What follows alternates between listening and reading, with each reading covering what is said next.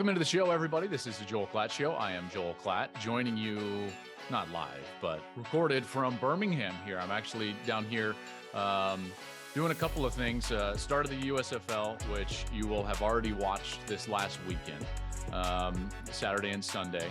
And then also recording some new podcast episodes for our interview series that we've got coming later in the summer. Really excited about that. Sat down with Greg Sankey. We'll be sitting down with Nick Saban as well. So that's coming up later in the summer, and I can't wait to drop that for you. But today, we've got to move along in the draft as we're getting closer to Kansas City. The big board for me is starting to take shape. My top 50 list has changed a little bit. I had 4 guys that actually jumped into the top 50, 4 guys that are now not in the top 50. I've got a shakeup in the top 10. So you want to stick around as I go 50 to 1 here in the top 50. And then I'll also give some thoughts on the new Big Ten commissioner. And I got to tell you, like, this happened very quickly.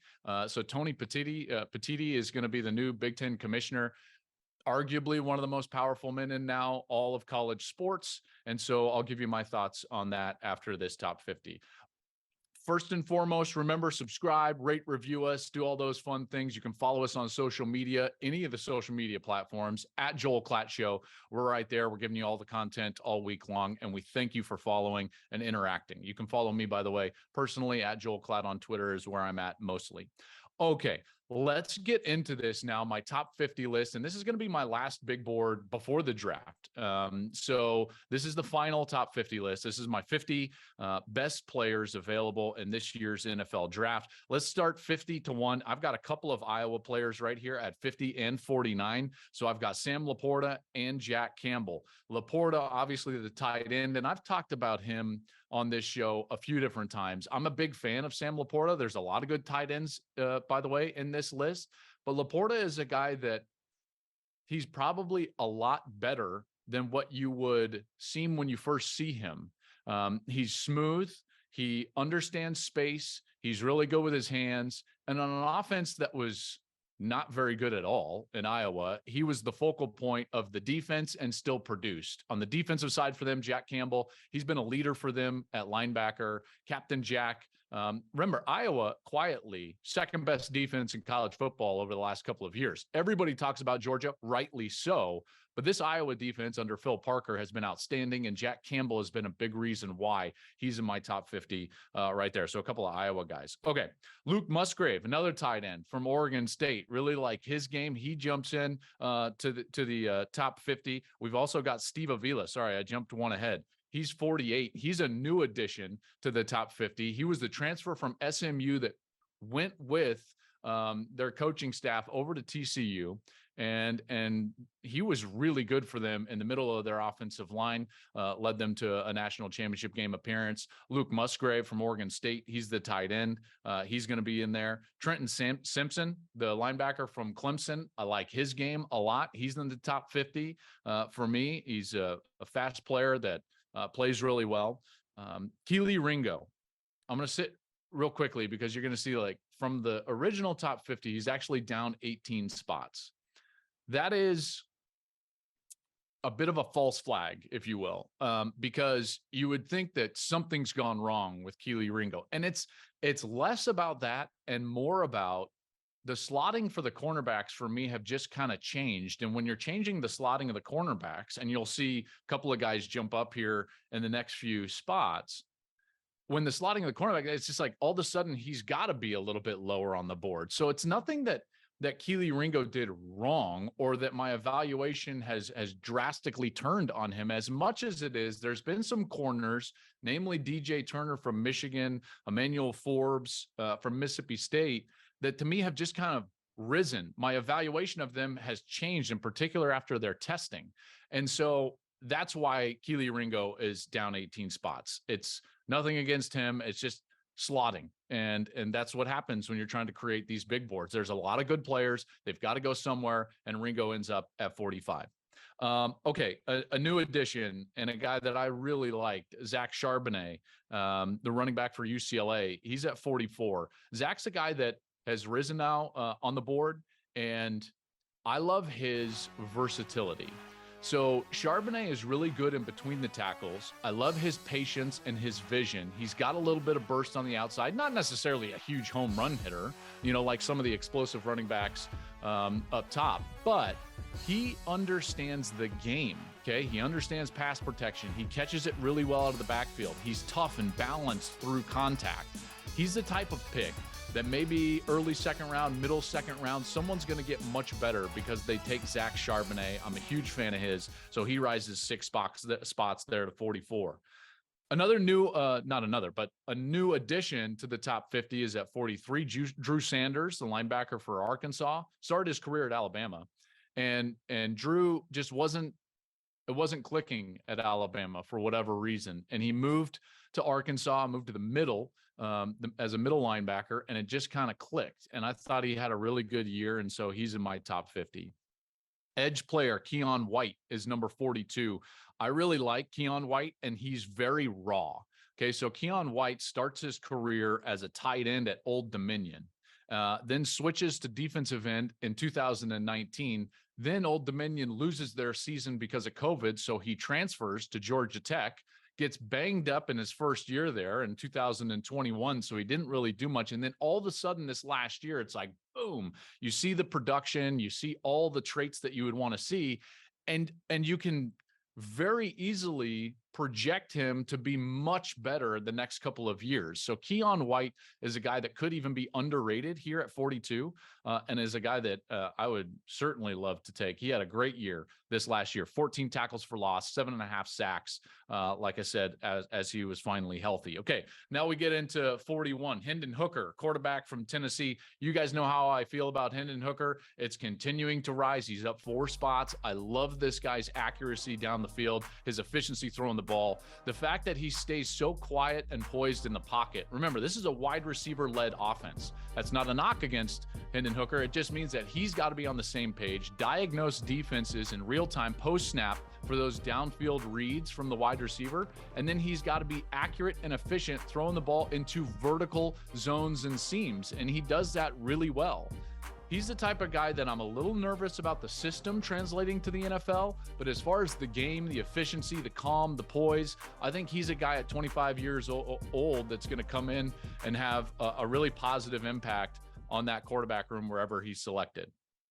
All right, let's get into the top 40 now. And here's another new addition to my top 50, and a guy that has really risen, not only on my draft board, but on others, namely because I had questions about his speed, and then all of a sudden he rolled out there and ran a blazing fast 40 at the combine. I'm talking about DJ Turner, the corner from Michigan. So DJ played high school ball with Josh Downs, who's the guy that was just outside of the top 50, wide receiver from North Carolina. His speed it shows up on tape, but then it really showed up during the testing. And this is a defense that relies on man coverage on the outside. Remember, and I talk about this all the time during the course of the season, it's a defense that builds a run wall inside.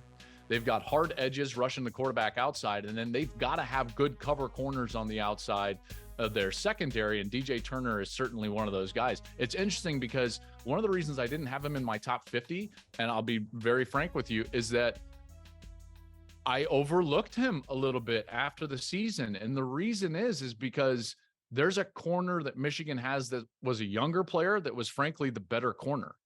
And it was just hard. I'm like, am I really going to take the number 2 corner from Michigan, make him a top 50 player? And you know what? After watching more film, after seeing him test, that's exactly what I'm going to do. I'm talking about Will Johnson, by the way, who's probably going to be a top 15, top 10 pick when he ends up coming out in the draft in a couple of years. All right. So as we move on here, another Big Ten guy here at 39, John Michael Schmitz, the center. Love his game. Really love his game. Another older player. He's been at Minnesota forever. Originally committed, by the way, to PJ Fleck at Western Michigan, followed Fleck over to Minnesota and had a good career. I like Cody Mock, the tackle from North Dakota State. This guy is like a legit farmer, grew up on a 5,000 acre farm. He's rising up my board. He was the best offensive lineman at his level of football. I think that he's going to make someone better right away. I love his toughness, his leadership, all those different things. At 37, I've got Emmanuel Forbes, corner from Mississippi State. He was actually a really good baseball player. as a kid, probably could have played college baseball, originally committed to Joe Moorhead at Mississippi State. Then a few weeks after he committed to Joe Moorhead, Moorhead actually gets let go and they hire Mike Leach. He stayed committed to Mississippi State and had a really good career. I'm looking at a guy, right, that like he's got great production with the ball. 35 pass breakups, 14 interceptions. He had 6 of those interceptions that he took back for touchdowns. So why does Keely Ringo start moving down? It's just a closer look at guys like DJ Turner and Emmanuel Forbes, right? Like Emmanuel Forbes, it's one of those things that I always say when you're looking at a quarterback, you can't ignore turnovers. Those are going to follow you. Well, on the positive side, for a cornerback, you can't ignore ball production. And this guy gets it. He's clearly a very good cover player. And then those 35 PBUs, 14 interceptions, you know, he played primarily on the right side in their defense, but I really like Emmanuel Forbes, really like him. All right, Jalen Hyatt, he'll be 36. He's the wide receiver from Tennessee. I mentioned it when I was talking about Hendon Hooker. This was absolutely a wide receiver-led offense. Remember, this is the Art Briles offense from Baylor. Josh Heupel now kind of runs a version of it at Tennessee. And the entire offense and their entire season, to be quite frank with you, was predicated on finding guys like Jalen Hyatt who could run the vertical read route out of the slot and on the outside, and that kind of the 2-man route on one side of the ball. Hyatt was tremendous, and he offers the legit outside downfield threat that some NFL teams are going to need, in particular because there's a lot of wide receivers in this draft, in particular at the top, that are more slot specialists. And so if you're looking at a guy that can line up in the slot, can line up outside, I think Hyatt's that guy. Felix and Aduke Uzuma, the edge player from Kansas State, love his production, transformed himself as a prospect, by the way. He came into Kansas State really under-recruited. He was 215 pounds coming into college. And so they had to blue shirt him, which basically means, hey, we'll promise you a scholarship, but it's going to be in the spring. So originally you're a walk-on. You don't count against this class. You're going to count against next class. So he blue shirts at Kansas State and transforms himself into a guy that was the defensive player of the year in the Big 12. And he's a guy that has a lot of production, 20 basically sacks in the last couple of years. So he's a guy that I think will do really well at the next level in the NFL. Another edge player right ahead of him, BJ Ojulari, played high school ball with his college teammate, Eric Gilbert.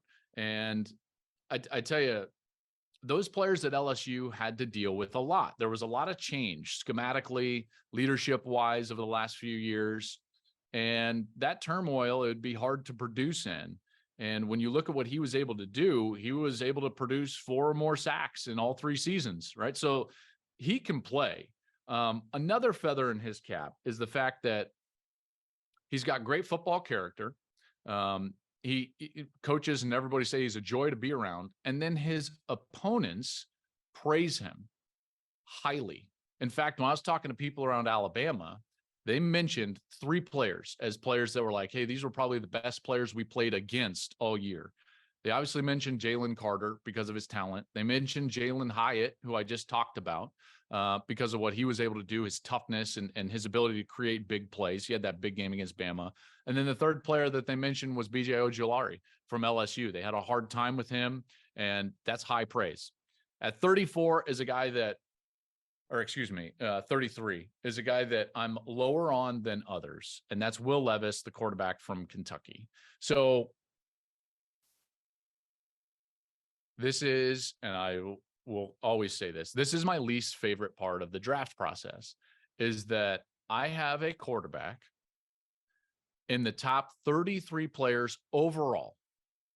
I think he could probably get drafted in the first round. Wouldn't have a huge problem with that. Uber talented, love his game. But because I have him at 33, and that's, call it 20 spots away from the other 3 quarterbacks in this draft, everyone's like, well, why do you hate Will Levis? I don't hate Will Levis. He's my 33rd ranked player in the draft. Now, if you're asking me to say, why is he further away from those top 3 quarterbacks, it's very simple. He turns the ball over way too much, and he doesn't have the top end projection like Anthony Richardson would have. So for me, he falls down a little bit. Like Will can play a bit robotic at times. His teammates love him, high character. Football means a lot to him. I hope he has a lot of success. I also hope that those turnover-worthy plays don't follow him into the NFL. History would suggest that they will. So that's why I have him at 33. But a good, sturdy build, terrific arm strength, all of those things I really love. All right, at 32, I've got Mazi Smith, the defensive tackle for Michigan. Mazi is not going to have the production necessarily, tackles for loss and sacks, as some other players, but that's primarily because of the scheme fit at Michigan. So they went to that Baltimore Ravens style of defense over the last couple of years, first with Mike McDonald, if you remember, in their first Big Ten championship year. And then last year with Jesse Minter, same style of defense. Well, what they ask is, and I mentioned it a little bit ago with DJ Turner, build a run wall. Well, he was that run wall. He's not asked to rush the quarterback. He's asked to build the run wall, provide the front end of the pocket so that the hard edges can then rush the quarterback. So I'm not as worried about the fact that he didn't have a ton of production, maybe like some other guys that we'll talk about in a couple of slots. But I do like Mazi Smith. And I'm interested to see like whether that incident with the, getting pulled over and he had a gun and still played and all, I'm interested to see what NFL teams will think about that. It was largely a clerical issue. He got his concealed permit class finished, and before he actually had the paperwork, he got pulled over. There was a pistol in his car, and that's what that incident was. Okay, 31, Will McDonald, edge player for Iowa State. So Will was having a phenomenal career, and every year his production was going up until the point in 2021 he had 11 and a half sacks, and I thought to myself, maybe this is a good year for him to come out. Probably that was the case. Now I'm still going to have him at 31, and I do think people still like him. There is a worry that his production fell off a little bit this last year. Iowa State did not have the year that they hoped for, but he still had 34 career sacks. That's one of the all-time marks in Big 12 history, much less school record. So, I like Will McDonald, but that production last year falling off, there's some questions about that. All right, Kalijah Kancey, the defensive tackle from Pitt. He gets into my top 30. And the reason I've got him right there above Mazi Smith, who was at 32, was because of the production. Okay, so this guy, now a little bit different style of defense, and I understand that schematically, but Kancey is a guy that produced from the interior. So when he was lined up as primarily a 3 technique, that means the outside shoulder of one of the guards, he had 14 tackles for loss and became the first unanimous All-American at Pitt since Aaron Donald. By the way, he also ran 4.67 in the 40 at 280 pounds. He's fast, he's explosive. I could see this guy being a dominant player at the next level. So there's 2 different styles of defensive tackle that you can go after. A guy that can play a role and do it exceptionally well in order to make other guys, I would say, shine. That's Mazi Smith. How about a guy that's going to get his own production and create his own production, in particular in the backfield? Well, that's Kalijah Kancey. So I tell you, this guy had more than a TFL per game in college. High producer, high motor. Really like his game. At 29, Osiris Torrance, the guard from Florida. Such a fascinating background. Do you know Osiris was 120 pounds as a young man entering high school and basically played football as a means to try to get his weight under control? And now you look up, he just started 47 games in college football, first at Louisiana, then at Florida. So we went with Billy Napier at Louisiana, and then Napier gets the job at Florida, follows him over there. And now he's a 330-pound guy who moves well laterally. He didn't give up a sack in his close to 1,500 snaps in college football, right? Like, you probably didn't hear a ton about Osiris Torrance because he was a transfer. He's just kind of an interior guy. I love his story. I love his stories. Coaches rave. When I talk with people not only his opponents, but then people even around the Florida program, they say like this guy was a sponge, genuine person, great teammate. So Torrance is a guy that I really like. At 28, Deontay Banks, the corner from Maryland, he can run, man. 4.38 in the 40. He was a 10,900-meter guy in high school. He can fly. One of the issues that he'll have to overcome is that in 2021, so not this last year, but the previous season, he had some shoulder issues, had a surgery. So I felt like his tape last year got better as the season went on and as he got more confident in the health of his shoulder. 9 PBUs last year, and again, good ball production there. Darnell Washington, the tight end from Georgia, he checks in at 27. He was a 5-star recruit, number 23 overall player coming out of high school, and yet was overshadowed a little bit at Georgia. And the reason is because he played with Brock Bowers. Now, they complemented each other very well. Darnell is a little bit more of an inline tight end. He blocks really well. At times, it felt like Georgia was playing with 6 offensive linemen because of how well Darnell Washington blocks, in particular in line. Brock Bowers was a little bit more of a flex tight end. Excellent receiver. They would hand him the ball. They would do all those things. And because he was constantly in the game plan getting the football, that didn't leave a lot of production for a guy like Darnell Washington. That does not mean, though, that he's not a highly rated prospect, because he is a guy that can catch it. He's explosive on the edge as well. He can flex out a little bit, but he gives you that balance and versatility of a guy that can be in line and still catch the ball. I wouldn't look too deep in terms of his production. That it was hindered because Brock Bowers, I think, is an absolute freak. And by the way, I think Brock Bowers would be the number 1 tight end in this draft. I think Drake May and Caleb Williams would be the top 2 quarterbacks in this draft. I think Marvin Harrison Jr. would be the top wide receiver in this draft. Those are all guys that aren't even eligible until next year. So, some interesting takes, I guess, there. Maybe those are hot takes. I don't even know. People are probably like, what?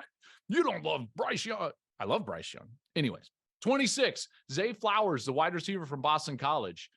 If you watched any of the Senior Bowl, you know that this guy is a route running machine. I alluded to this a little bit earlier, but he's one of these guys that's going to flourish primarily in the slot. I love the fact that he stayed committed to Boston College. Not that I hold it against any of these players when they transfer for, NIL opportunities, but he certainly had that and decided to stay at Boston College. Probably could have had more production if he would have gone somewhere else. But he's a route running machine. By the way, he's the 11th of 14 kids. How about that? 10 boys, 4 girls, primarily raised by their dad. Zay's mom actually passed away in 2005. So an interesting family story there. A great player. Really like what he brings to the table. Defensive tackle at 25 from Clemson, Brian Brzee. Really good player who I actually think is undervalued. I'm toying around with him being a little bit higher there, and then I just kind of kept it for where it is. He was the number 1 recruit in the country in 2020, even ahead of Bryce Young. His first year, I can remember having a conversation with the guys around Clemson, and they said in his first year, he's the best player on the team, true freshman. And then in subsequent years, he had to deal with a lot of adversity, whether it was the tragic passing of his sister, Ella. He tore his ACL. He got sick, and that sickness led to an infection in his kidney. So over the last couple of years, he hasn't been healthy, and he has had to deal with tragedy within his family. I think that's the reason why he's not considered a top 10 player in this draft. If you go back to watch what he was coming out of high school and even in his true freshman year, I think you could easily say that he's a top 10 player in this draft. But because the last 2 years, just nothing has gone right for them. Clemson didn't play, dominant football like they were previously. I think he's an underrated prospect right there, Brian Brzee. All right, Darnell Wright, the tackle from Tennessee, really good player, highly recruited in that 2019 class, number 2 offensive tackle in that class. He started 42 games, 34 of them straight. Now, I will say this about Darnell Wright. The move to right tackle this last year helped him immensely because he was falling short of expectations virtually his entire career. And by the way, you could say that about the entire Tennessee program over the, that previous 4-year. And then everything popped and everything went right this last season under Josh Heupel. Part of that was the fact that Wright found a natural position at tackle and finally played up to his potential. So that's one of the reasons why he's so highly rated right now in this draft. At 23 is Brian Branch, really hybrid player from Alabama. He played that star position for Bama that Minka Fitzpatrick played. He was their smartest defensive back, best defensive back, most versatile defensive back. And that's not easy to remember. Like, this guy played as a true freshman, got on the field in Nick Saban's secondary as a true freshman. He's the type of guy that reminds me a lot of Jordan Fuller, remember, from Ohio State, who was not the best player on his defense. And yet you look up at the end of the day and you're like, well, of course he's a starter in the NFL. He's more versatile than Jordan Fuller, but he's the type of guy that's going to learn the scheme. He's going to be one of your hardest workers right away. He can play in the box. He can cover. I love this guy. He's a great worker, very smart. And again, you start 3 times as a true freshman in Nick Saban's secondary. That's saying something. Broderick Jones, the tackle from Georgia, is going to be number 22. He was, I think, rated right behind Paris Johnson in recruiting. Paris Johnson, the tackle from Ohio State. Broderick played basketball at a really high level. I think that helps him from a fluidity standpoint. You can tell he's an athletic mover, even for being a big guy. He started last year, and after being a backup in 2021. Remember, they've recruited so well that a lot of these guys have a hard time getting on the field. He did start in the national championship game against Bama. I think the most important part of watching and evaluating Broderick Jones, 0 holding penalties. That's saying something. Back to that basketball background, moving around. So that's why I like Jones. Lucas Van Ness, the edge player from Iowa, is going to be 21. Remember, that Iowa defense, one of the best defenses in the country, second best defense in the country, really. And Van Ness, even though he didn't start, I know that's weird. I know that's weird. This guy can produce on the edge. You look at what that team is. They play a very simple structure, 4-3, cover 4, some version of quarters, almost every base down snap. And then they get exotic on 3rd down.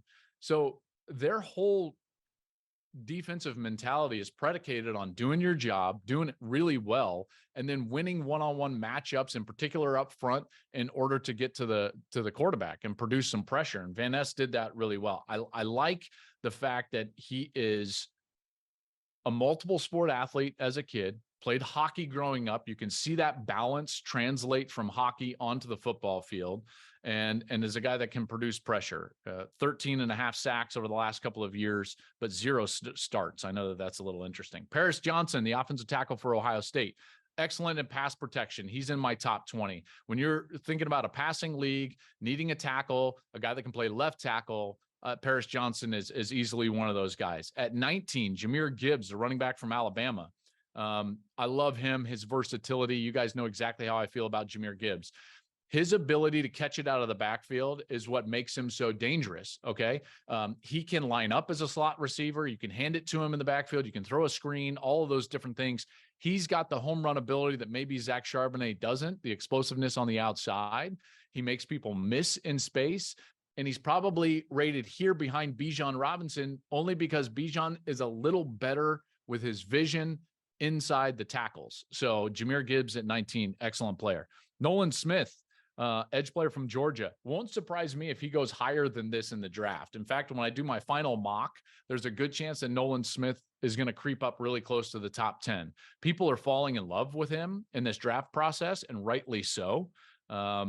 I think that when you get over the pec injury that he had that basically forced him to miss half the season this last season, you look at a guy that was highly recruited out of high school. You look at a guy that was one of the backbone players of the back-to-back national champions and led on defense. He's a guy that has explosive traits and great leadership, right? So he is a locker room guy, one of your hardest workers, one of your best players. You're always going to love that. Fixture on special teams, even though he was a top recruit. That tells me that you're a special team first type of guy. Quentin Johnston at TCU, the wide receiver. I like him at 17. Johnston is a guy that, again, because there's so many slot receivers, his value might increase because he's specializing on the outside. One of the things that Quentin has got to do better is make the routine play more consistently.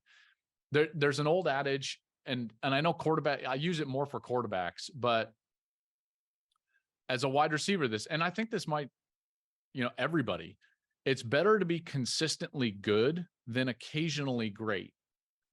If you're always good and occasionally great, that's fine. But consistently good is better than occasionally great.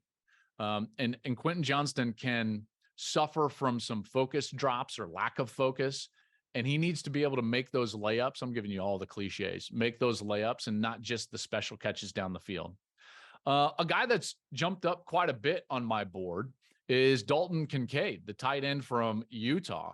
I love Dalton Kincaid and his ability. I think that when you look at him and his basketball background, he admittedly wanted to focus on basketball until really his senior year. So that's why he was lightly recruited. And then he ends up going to San Diego, transfers to Utah, and led tight ends with 890 yards this last year in the country. It was interesting watching their offense morph because when Brent Keithy went down, he became Kincaid more a focal point of their offense, and that's where he started to really jump up. Why has he moved up though, Joe? Okay, so he's jumped up the board because he got some good medical information where they said like, hey, listen, his back's going to be fine. He's a full go, and I think because of that he's going to move up. But he could not move up past the guy who I like most at the tight end position, which is Michael Mayer, the tight end from Notre Dame. They had real offensive issues, not quite to the level that Iowa did, but real offensive issues because of some quarterback injuries. And this guy was the focal point of what the defense was trying to stop, and he still produced. He is a great leader. He's the type of guy that you absolutely want in your locker room. He catches it really well. He's a fluid player. He's a good blocker at the point of the attack. He can flex out and run routes from outside, and he moves well in space. He's everything that you want in an NFL tight end. He's my number one tight end, so he's 15th on my board. At 14, I've got Jordan Addison, the wide receiver from USC, won the Blitnikoff at Pitt, transferred over to USC, partly because Kenny Pickett was gone then from Pitt, and he lost his offensive coordinator, Mark Whipple, and just more opportunity at USC. Had a great year for USC. It's interesting. He originally committed to Pitt because Chris Beatty was the wide receiver coach at Pitt. Well, now Beatty is the wide receiver coach for the LA Chargers. Might be a coincidence, something to look for. Very quiet guy, quiet worker, doesn't say a lot, works on his weaknesses tirelessly. And I will say that early in his career, he suffered from some of those drops that I was talking about with Quentin Johnston. Towards the end of his career, you didn't see those. So he clearly targeted that as a point of weakness and then worked on it, and it's become a strength. At 13, I've got Joey Porter Jr., the corner from Penn State. You guys know how I feel about Joey Porter Jr. He's got great length. He's not afraid to cover the best player on the field and constantly had to do that with Penn State. The only guy that you could say like maybe got the best of him was Marvin Harrison Jr. And guess what? Marvin Harrison Jr. is going to get the best of everybody because he would have been the best wide receiver in this draft. Joey Porter Jr. is going to have to work on his handsiness. He can grab a lot, and you can get away with that in college, but that illegal contact at the next level, that's something to pay attention to. Miles Murphy, the edge player from Clemson. He was a great baseball player as a kid, by the way. Miles Murphy was. He's my 12th ranked player in this list. You know, he threw at 14 years old. How about this? 90 miles an hour. Can you, like an 18, seeing 90 as a high school senior is rare, much less 14. That is just crazy. Absolutely crazy. Super highly ranked recruit coming out of high school, played immediately for Clemson, very productive in each of his 3 seasons. You look down at the stat sheet, 37 tackles for loss, 17 and a half sacks over those years, works really hard in the weight room. Coaches rave about his willingness to work hard and try to please and just be a team first guy. I think this is an easy no-brainer pick for someone high in the draft. At number 11 is a guy that I think could easily be number 2. Some might even have him number 1, but there's just too many red flags right now. And so on my prospect list, Jalen Carter has fallen out of the top 10, and the defensive tackle for Georgia is number 11. He's every trait that you want in terms of his on-field ability. I've got questions about his effort, snap in and snap out, his judgment off the field. And listen, when you've got one chance at a pro day, one in your entire life, this is it. You don't get 3 drafts. And he showed up 9 pounds overweight. That's a huge red flag. It suggests that he doesn't care. Now, whether that's true or not, only he can answer. I'm just saying that's the suggestion. I do believe that he might slip down the draft board a little bit. Detroit trading away Jeff Okudah could signal that they're going to be taking one of these corners in the draft. That was a spot that a lot of people thought, like, Jalen Carter is not going to get past Detroit. Well, he might. All right. Witherspoon, the corner from Illinois. He's in my top 10. So Witherspoon was a no-star recruit. Long academic process, by the way. Took him to JUCO before he was cleared late, then ended up going to Illinois. Started 3 games as a freshman, and they used a lot of man coverage. So he understands what it's like to be on an island. They had a great defense. I just like his skill set. He's not my top corner, though. That's going to go to the number 9 player on the board, which is Christian Gonzalez. Christian Gonzalez from Oregon started his career at Colorado. He signed with Mel Tucker at Colorado. Then Tucker left to Michigan State, stayed there at Colorado for a couple of years. Then he went to Oregon and really blossomed there at Oregon. He actually followed his position coach from Colorado to Oregon, Demetrius Martin. More of an uncle than a coach is the way that Christian describes Coach Martin. Tall, long, rangy, can run 4.38 in the 40, had 4 interceptions last year, comes from a family of athletes. His father is actually 6'9", played basketball at UTEP. This guy is a fluid guy. He's not afraid. He's my top corner on the board. Anthony Richardson checks in, the quarterback from Florida at number 8. So physically gifted. That's not a change for me. Richardson moves up 1 spot, but only because of some of the shifting around there with Jalen Carter kind of falling out. He's a Rubik's Cube. If you can figure him out, he's one of the best players in the NFL, and that's why it's so interesting. Jackson Smith-Njigba, he's going to be number 7 on the board. I think he's the best wide receiver in the draft. I think that Jackson Smith-Njigba could lead the NFL in catches within his first 3 years. If he goes to a place in his first year as a rookie that has a veteran quarterback and a play caller and designer that knows what he's doing, he could easily have 85, 90 catches as a rookie, understands space, fluid with his hands.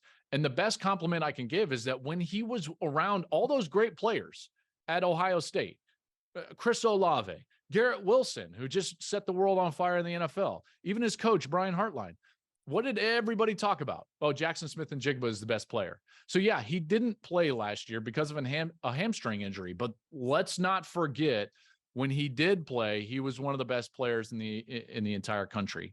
At number 6, I've got Peter Skoronski, the tackle from Northwestern. I'm a bit partial to him only because I've been talking to Pat Fitzgerald about Peter Skoronski for a long time. When I remember, evaluating Rashawn Slater, and that evaluation quickly morphed into, okay, we know about Slater, but this kid's also going to be a first-round draft pick. And I'm like, well, which kid is this? And he's like, Peter Skoronski. And he was just a true freshman. I started watching him then, and I've loved watching him grow up. By the way, great bloodlines. His grandfather played offensive line for the Vince Lombardi Packers. I'm sure you've seen that story. He was part of 5 NFL championships. So this guy is going to understand what it means to be a pro. I've got Tyree Wilson at number 5. Signed with A&M out of high school, and Kevin Sumlin stayed there and then ended up transferring to Texas Tech. I think he's got great length and size. I think that he still has some refining in his nuance of rushing the passer, but he can get to the passer. He can play the run. He can be disruptive. He's too athletic and too strong to pass up. I really like Tyree Wilson. He's my second best edge player in the draft. At number 4 is C.J. Stroud, quarterback from Ohio State. This guy's accurate. Love his makeup. I think that he's got room to grow, so he's got some potential. But when you watch him, he communicates with his ball placement, hyper accurate, understands the game. It's important to him, loves his teammates. I can't say enough positive things about CJ Stroud. He's overcome a lot of adversity in his life off the field just to get to Ohio State. Wasn't one of these like spoon-fed, ultra high recruited players. He has fought for what he has earned and plays with a bit of a chip on his shoulder because of that.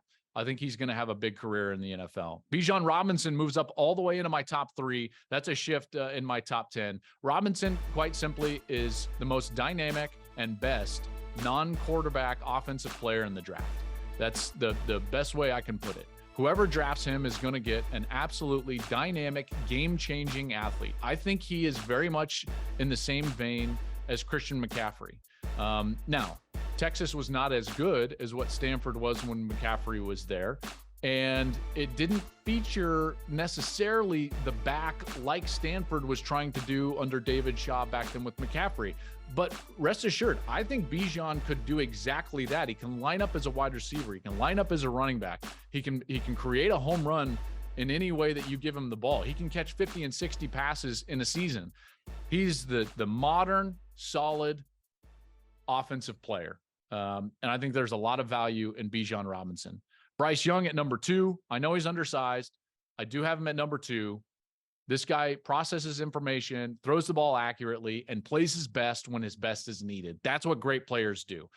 Great players play great when greatness is required. And that's exactly Bryce Young. You think back to some of those games that they would have definitely lost without him. At Texas was one of them, by the way. The only reason they're in the Tennessee game is because he was dragging them along to stay in that game. Same with the LSU game. He constantly makes huge plays and throws, manipulating the pocket a lot of the times in order to keep his team in the game. And my number 1 player, no change here, is going to be Will Anderson. Will Anderson's my best player in the draft. I think that you put him on any team in the NFL, and he's immediately a dynamic, game-wrecking style of player. I think he's got the potential to be a defensive player of the year at some point. He is a great worker, a great teammate, and also your best player. That's everything you can ask if you're a GM or a head coach. So I love Will Anderson. That's my top 50 players. Okay, let me shift gears here a little bit and quickly touch on Tony Petitti, new commissioner in the Big Ten. Big news, by the way, because there are 2 people individually, and they would tell you that they're not the most powerful or most influential individually, but they are, because they represent the 2 most powerful entities in college football. And that's going to be Greg Sankey in the SEC and now Tony Petitti, the commissioner of the Big Ten. These 2 entities are the ice carving the canyon out of the rock. They are going to shape the future of college football. So this is a massive, massive hire. I do find it interesting and honestly heartening. I'm a big fan of this, that the new trend is to go outside of academia in order to find commissioners. That's not a knock on Greg Sankey or Jim Phillips. I think both of those guys are fantastic. In fact, Greg Sankey is a phenomenal commissioner. Just sat with him as we're here in Birmingham for over an hour talking about college football. Smart guy. And I can't wait to drop that episode later in the summer. Tony Petitti is a little bit different. Okay, so Greg came up kind of through the industry and in college athletics. Tony Petitti was in athletics, but in a very different realm. So he's been in Major League Baseball as part of the front office in Major League Baseball. He's been part of, the executive suite level of networks on the television side. So that's a different perspective. So now you've got, the casino space with George Kolovkov. You've got professional sports and management with Brett Yormark, 2 guys that kind of came from the intercollegiate athletics background in Jim Phillips and Greg Sankey, and now someone from pro sports and television in Tony Petitti. I think it's a really smart hire, and I hope that he will be willing to think outside the box and press hard for what's best, not only for the Big Ten, but also for college football as a whole. If there was one thing that I hope moving forward in college football, it's that the 5 most powerful or influential commissioners would work together more rather than looking out just for their own silo, is that they would at points, and I think creating the college football playoff in 26 and beyond is one of these points where they're creating it for the betterment of the whole and not just their section. And hopefully Tony Petitti is going to be that representative for the Big Ten and moving forward. But again, easily becomes the second most, or whatever you want to call it, most influential person in intercollegiate athletics the minute he takes that job. And we'll hopefully sit down with him this summer as well. All right, so that'll do it for this edition of the program. When we come back with you, it'll be draft week. We're hopefully going to catch up with Peter Schrager, my good buddy. I will give you my final mock draft as we get all set for the NFL draft in Kansas City.